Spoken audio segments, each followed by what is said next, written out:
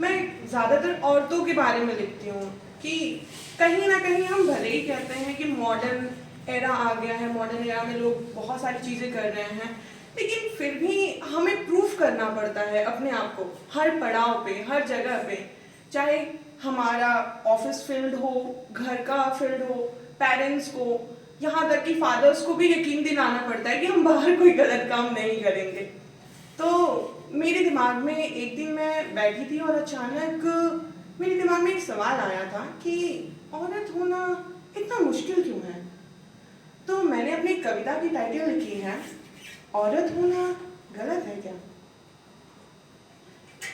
औरत होना गलत है क्या, फिर हमें क्यों जुए में हारा जाता है, फिर हमें क्यों जुए में हारा जाता है, हमें ही निर्वस्त्र उतारा जाता है, फिर क्यों हमें जुए में हारा जाता है, हमें ही निर्वस्त्र उतारा जाता है।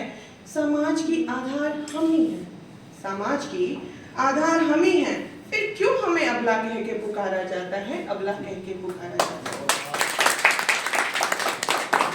ये ख्याल मेरे दिमाग में हर बार आता है, औरत होना गलत है क्या, फिर क्यों हमें लोगों के द्वारा हारा जाता है, फिर क्यों हमें अग्नि परीक्षा में उतारा जाता है, फिर क्यों हमें इन लोगों के द्वारा हारा जाता है, हमें ही अग्नि परीक्षा में उतारा जाता है। आदि भी हम ही हैं और अंत भी हम ही हैं, आदि भी हम ही हैं और अंत भी हम ही हैं, फिर क्यों हमें कमजोर कह के पुकारा जाता है, कमजोर कह के पुकारा जाता है।